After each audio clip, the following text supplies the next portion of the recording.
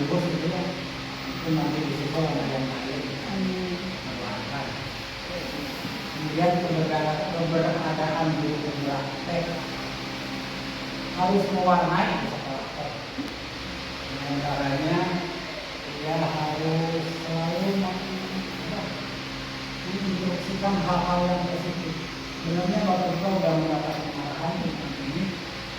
Ketika kemarin awal pelajaran mengatakan workshop tentang sekolah berintegritas.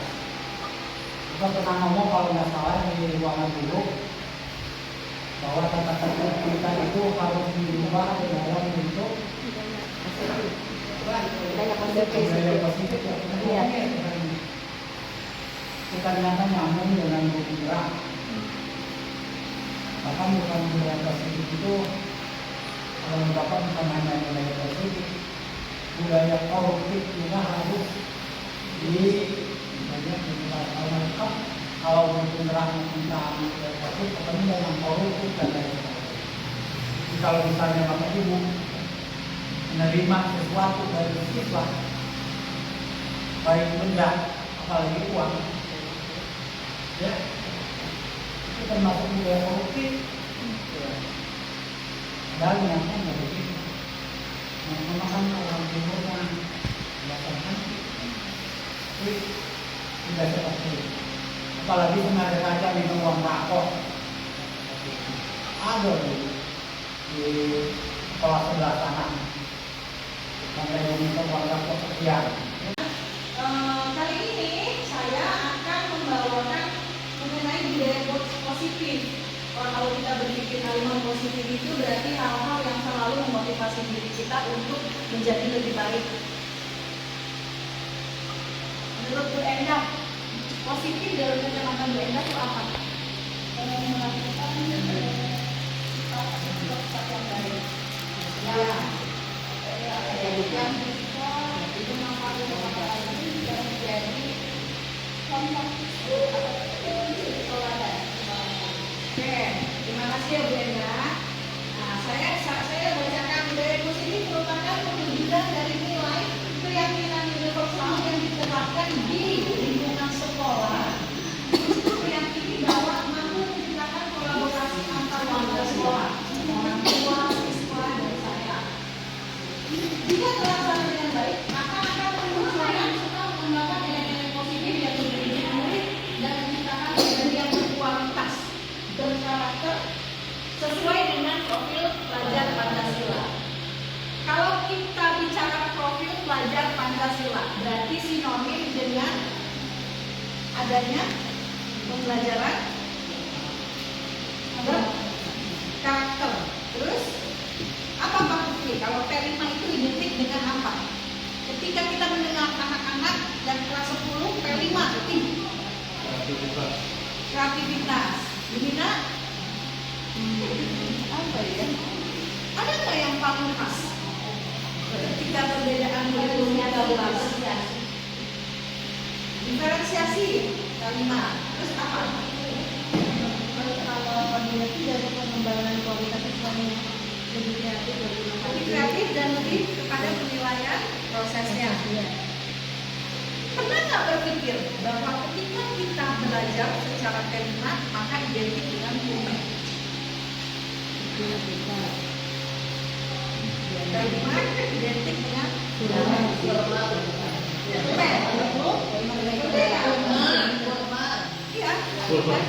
kurikulum merdeka, maju. Konsep dasar modul 1.4 budaya positif. Di sini terdiri atas 1, 2, 3, 4, 5. Tapi teori. Perubahan paradigma. Pada modul guru penggerak. Mungkin rekan-rekan yang sudah tahu informasi dari dunia ya suaminya ya. Nah, modul yang hari ini saya bawakan adalah modul 1.4 mengenai budaya positif. Budaya positif yang ada di lingkungan sekolah itu apa sih isinya? Terus saya informasi. Saya memotivasi rekan-rekan untuk yang belum mau ikut seleksi guru penggerak, dinawarkan ikut seleksi pada tahapan guru penggerak Jadi kalau ada yang namanya jemput berat itu fungsinya apa sih? Apa sih fungsinya jemput berat? Ada nggak tunjangan tambahannya bukan ujung-ujungnya duit katanya? Terus ada nggak sih regulasi pemerintah untuk kebijakan jemput berat?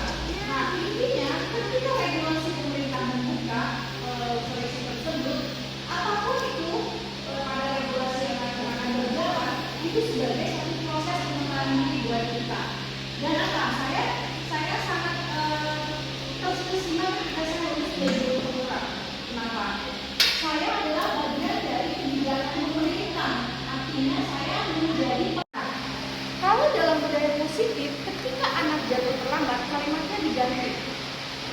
Kalau kamu tidak ingin terlambat atau besok datang lebih pagi, kamu akan bangun lebih pagi. Pada intinya budaya positif adalah mensugesti hal-hal positif yang berada pada si anak. Tuh, lanjut. Saya balik lagi.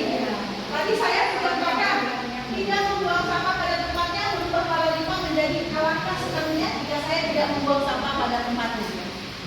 Terus yang kedua, paradigma baru ya, dengan budaya positif. Tidak terlambat datang ke sekolah menjadi menghargai waktu adalah bagian dari diri saya. Terus yang ketiga, tidak merokok pada lingkungan sekolah menjadi selalu menjaga kenyamanan lingkungan sekolah. Jadi usahakan mensugesti kalimat-kalimat yang tidak itu pada anak agar menampilkan budaya positif dan perilaku positif. Yang kedua, disiplin positif.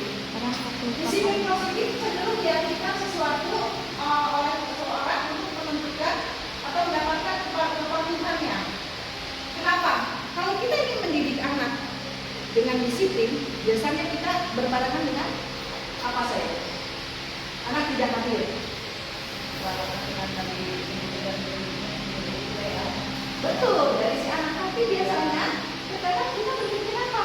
Kalau kita ingin menegakkan satu kedisiplinan yang terjadi hukuman nggak? Hukuman. Yang terjadi ancaman nggak? Betul. Dan itu saya lakukan. Jujur. Itu saya lakukan. Nah, ketika saya mempelajari modul 1.4 ini merupakan hal introspeksi buat diri saya. Makanya di sinilah saya berbagi dengan teman-teman, Bu Devi, Bu Enda, Bu Neni, Bu Dia, bahkan Pak Tri, terus Bu Nina, Bu Aneta, Bu Rama, Pak Adi Pasto,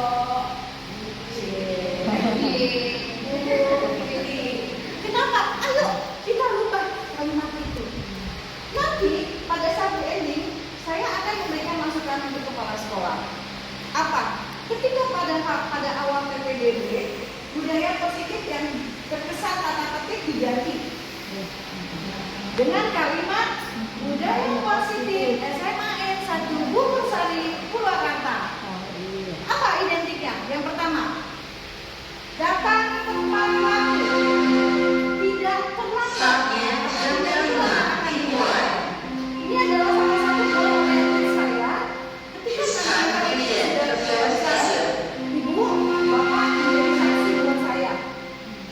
menjadi saksi buat saya bahwa apa? Budaya positif itu harus lahir di lingkungan sekolah. Dengan apa? Berawal dari kalimat itu kita ketemu. Mungkin bapak kepala sekolah belum datang, nanti sambil isi untuk sambungannya. Ya. Yang ketiga, apa sih yang menyebabkan disiplin positif itu lahir? Kebutuhan dasar manusia. Mbak Hana pasti tahu teorinya Maslow. Segitiga teorinya Maslow.